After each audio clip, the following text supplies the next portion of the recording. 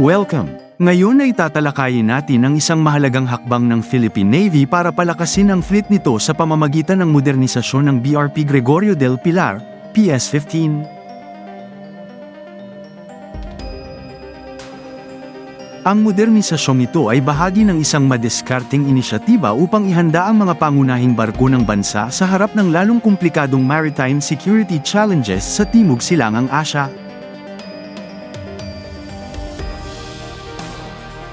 Ang BRP Gregorio del Pilar, dating Hamilton-class cutter ng US Coast Guard, ay nagsilbing mahalagang asset sa mga misyon tulad ng border patrol, maritime security operations, at humanitarian assistance.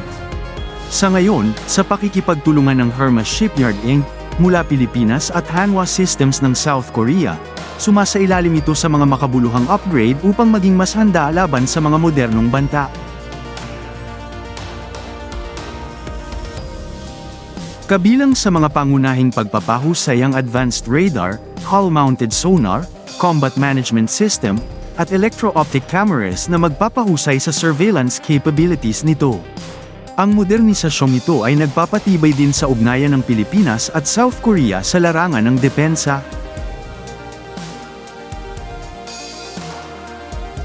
Ang mga radar system ay nagbibigay ng tumpak na pagtukoy ng mga target sa hangin at ibabaw, habang ang sonar system naman ay nagpapalakas ng anti-submarine capabilities. Bukod dito, ang combat management system ay nagpapadali sa mas mahusay na koordinasyon ng armas at sensor systems. Ang electro-optic tracking cameras ay nagbibigay ng kakayahang mag-operate sa lahat ng uri ng panahon, araw man o gabi.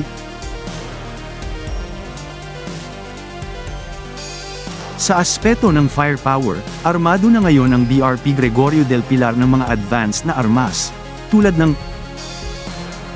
SSM-700 anti-ship missile mula South Korea, na may range na 200 kilometro, para sa ligtas na long-range strikes.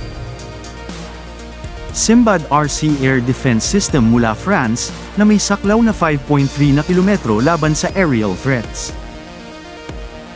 Blue Shark Torpedo mula Germany para sa anti-submarine warfare na may range na 19 na kilometro. MK-38 25mm cannon mula USA para sa mabilisang laban sa maliliit na sasakyan o drones. Kasama rin sa plano ang posibleng pag-install ng Harpoon missile system mula sa US na may saklaw na 280 kilometro, na magpapalakas pa ng long-range attack capabilities ng barko.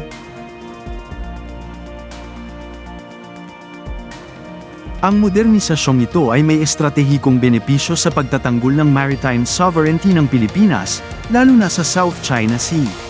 Sa pinahusay na kakayahan ng mga barko, mas matitiyak ang proteksyon ng ating territorial waters habang nababawasan ang operational strain sa ibang barko ng Navy.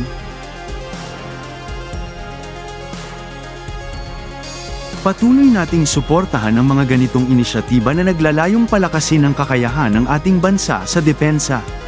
Huwag kalimutang i-like, mag-subscribe, at manatiling nakatutok para sa iba pang updates tungkol sa modernisasyon ng ating sandatahang lakas.